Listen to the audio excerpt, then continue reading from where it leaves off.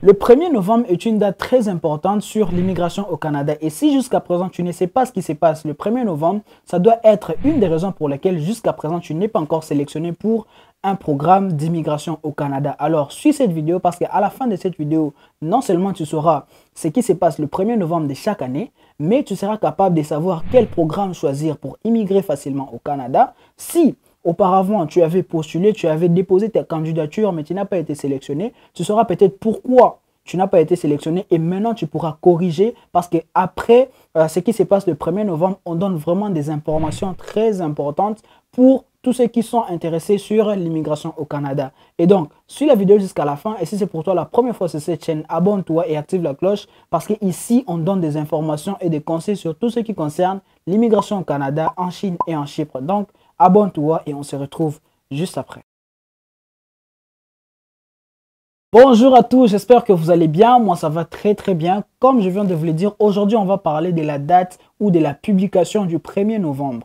Pour l'immigration au Canada, chaque 1er novembre, le ministère publie un plan d'immigration pour les 3 prochaines années. C'est-à-dire, comme on est en 2023, on a publié un plan d'immigration au Canada pour 2024, 2025 et 2026. Et comme vous le savez, au Canada, il y a plusieurs programmes auxquels on peut postuler si on veut immigrer au Canada. Et donc, il y a des quotas, il y a des places qui sont attribuées à chaque programme. Et quand on publie ces informations chaque 1er novembre, toi qui veux postuler pour immigrer au Canada, tu dois aller voir pour quel programme on a ajouté le quota et quel est le programme qui a beaucoup plus de places. Comme vous le savez, il y a beaucoup de postulants. Et si vous postulez à un programme où il y a peu de places, c'est-à-dire vous avez aussi moins de chances. Mais si vous postulez à un programme où il y a beaucoup de gens et surtout on a encore ajouté, c'est-à-dire là, il y a vraiment une grosse demande. On a besoin de gens pour ce programme-là et c'est là que vous devez postuler. Et donc, si vous postulez déjà sans savoir le quota de chaque programme, là, ça sera compliqué parce que vous allez le faire au hasard.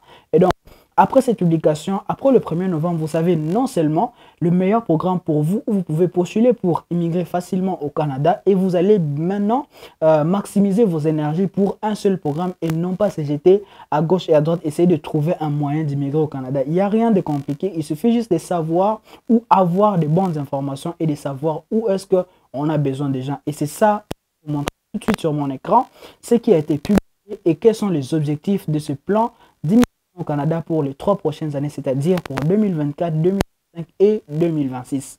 Donc, on va voir ça directement sur mon écran. Voilà, donc là, on est sur les sites du gouvernement du Canada et comme vous pouvez les voir, c'est l'avis des renseignements supplémentaires sur les plans d'immigration 2024-2026. Ici, on va plus se baser sur les points les plus importants. Il y a beaucoup de choses qui ont été publiées, mais on va voir plus les statistiques et quel est le plan, quel est le but de cette publication. Donc, déjà, la première chose que vous devez voir, c'est que le Canada prévoit d'accueillir 485 000 nouveaux résidents permanents en 2024, 500 000 en 2025 et 2026.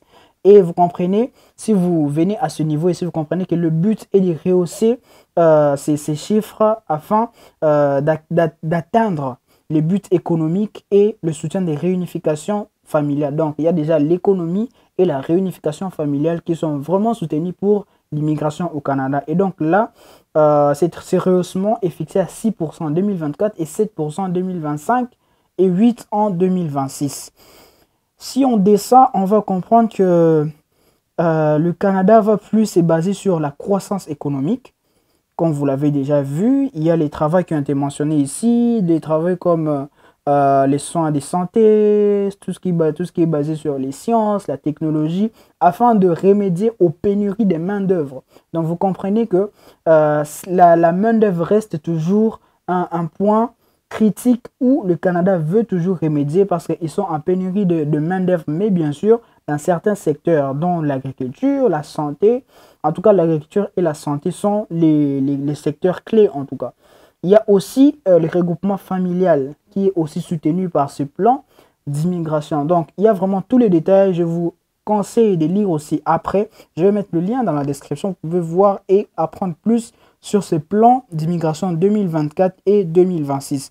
Mais comme on s'est dit, on va plus voir les chiffres. Quels sont les secteurs, quels sont les chiffres qui ont été proposés. Déjà, il y a les nombres globaux, si on peut dire ça comme ça, mais la partie nombre global, pardon, ça ne nous intéresse pas trop parce que là, ça peut paraître absurde parce que grâce au nombre d'admissions globales, on ne sait pas quel est le programme qui a beaucoup plus de potentiel.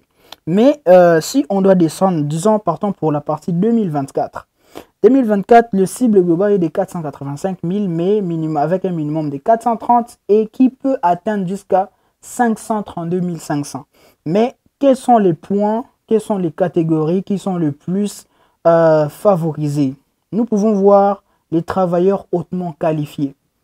Les travailleurs hautement qualifiés avec expérience. Il y a 110 000 places qui sont réservées pour cette catégorie. C'est donc si vous avez quelques qualifications, si vous avez des diplômes, si vous avez des expériences, passez dans des provinces. J'ai déjà fait beaucoup de vidéos avec,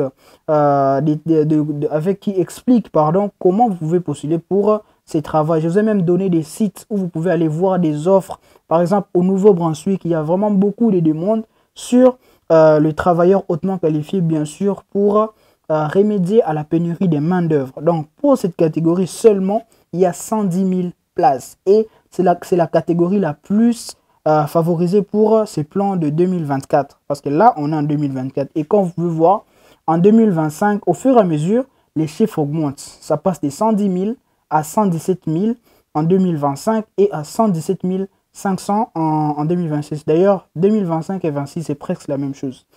Donc, si on descend, il y a d'autres catégories, gens d'affaires, 5 000. Là, c'est pas très, très important. Il y a les regroupements, voilà, les programmes pilotes économiques, aides familiaux. Il y a 10 875. C'est pas aussi beaucoup que ça. Mais il y a aussi le programme des candidats des provinces. Je n'arrête pas de répéter sur le programme des candidats des provinces qu'ici, il y a beaucoup d'opportunités. Il y a beaucoup d'opportunités parce que la plupart des gens se fixent ou veulent seulement partir au Québec. D'ailleurs, je vais faire une autre vidéo pour vous expliquer les plans d'immigration du Québec. Mais en termes des autres provinces du Canada, il y a 110 000 places. Donc, les gens, ils veulent attirer les gens dans d'autres provinces, pas seulement au Québec. Parce que la plupart des gens veulent se concentrer seulement sur le Québec. Mais maintenant, le plan veut attirer les gens dans d'autres provinces. Donc, vous devez vraiment vous renseigner plus sur le programme des candidats des provinces, sur les PCP. Et j'ai déjà fait des vidéos sur ça. Je ferai toujours d'autres vidéos sur ça. Parce que là, je sais qu'il y a vraiment du potentiel pour des gens qui veulent immigrer au Canada et très facilement. Et je vous ai donné un autre petit détail qui est très important. Quand vous allez partir chercher dans d'autres provinces, ne vous basez pas seulement sur les programmes, les provinces francophones. Cherchez les provinces anglophones. Là aussi, il y a des opportunités. Et quand vous partez là-bas, vous êtes francophone, vous vous intéressez à un programme, à une province anglophone, ça ajoute encore beaucoup plus de points pour vous parce que vous avez un potentiel d'être bilingue et donc, bien sûr, d'atteindre beaucoup de gens s'il faut faire un travail. Parce que voilà, la langue aujourd'hui, c'est très important quand on doit faire du business ou du travail. Donc, pour la partie économique, les programmes les plus favorisés, c'est les travailleurs qualifiés et le programme de province. Pour les travailleurs qualifiés, c'est pour remédier, pour atteindre quelques objectifs économiques. Et le programme de province, c'est pour éviter, pour remédier la surpopulation de Québec, pour essayer de peupler les autres provinces en fait. Parce que tout le monde est seulement fixé à seulement les yeux sur le Québec. Donc, on veut attirer les gens dans d'autres provinces. Donc, pour cette partie seulement, il y a 281 000 places. Maintenant, le deuxième programme qui va vraiment vous intéresser aussi, et ça, je crois, ça sera encore plus facile parce que on soutient aussi le regroupement familial. Dès le début, sur les objectifs, sur le but, vous avez vu, on a parlé des regroupements familiales qui vont aussi jouer un grand rôle dans le domaine de travail parce que les époux, les conjoints, d'autres vont se concentrer à la famille et d'autres pour le travail. Donc, le programme familial, c'est aussi très important. Et surtout ici, on parle des programmes des époux, conjoints des faits, partenaires conjugaux et enfants. Là, c'est encore plus favorisé avec un quota de 82 000 places. L'année passée, c'était moins que ça.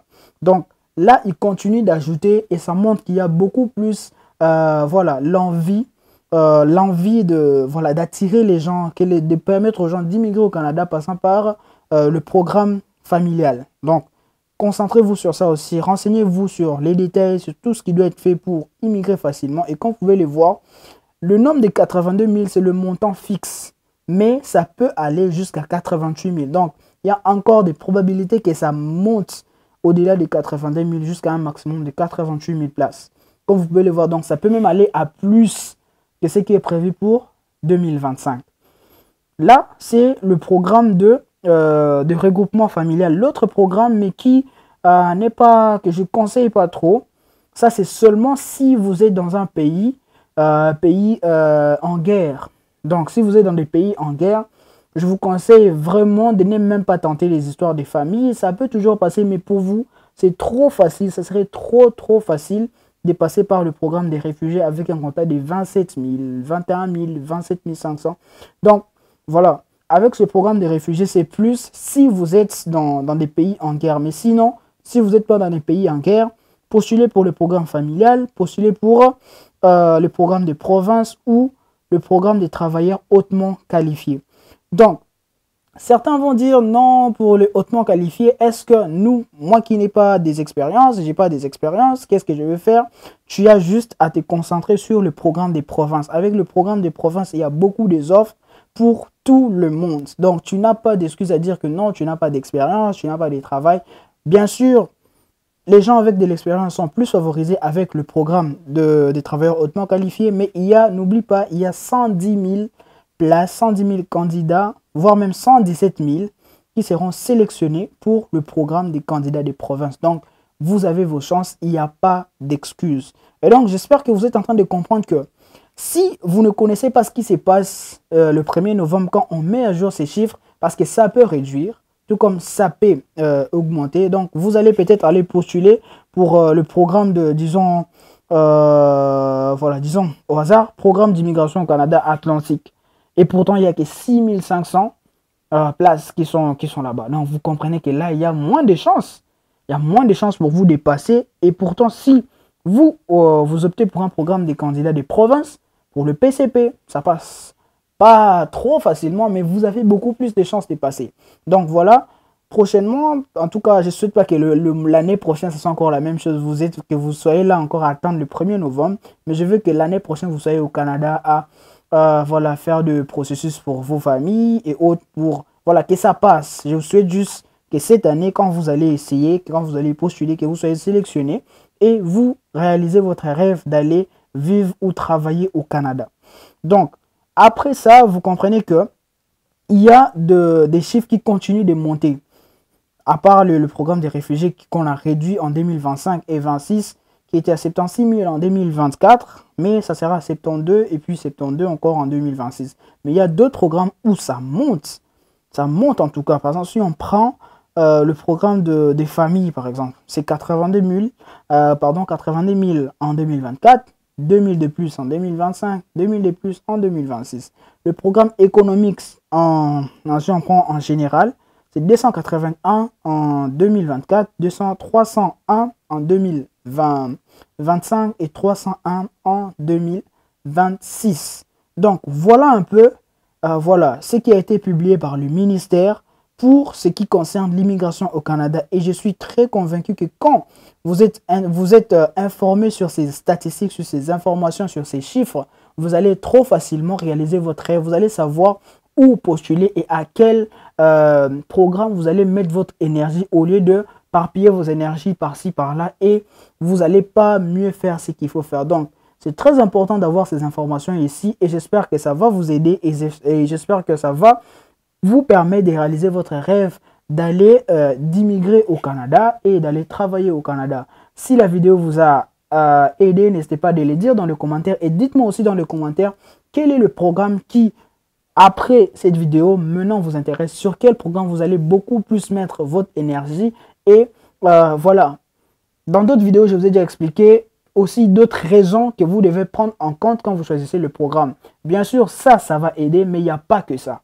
Il y a d'autres raisons, il y a d'autres trucs qu'il faut prendre en compte pour choisir le programme. Mais déjà, à partir de ça, dites-moi dans les commentaires quel est le programme qui vous intéresse plus, quel est le programme sur lequel vous allez beaucoup mettre votre énergie afin que vous vous retrouvez au Canada dans les mois à venir. Je vous souhaite bonne chance et si vous n'êtes pas encore abonné à la chaîne, abonnez-vous, activez la cloche afin d'être sûr d'être notifié à chaque fois qu'on poste de nouvelles vidéos et on se retrouve dans la prochaine vidéo. Ciao!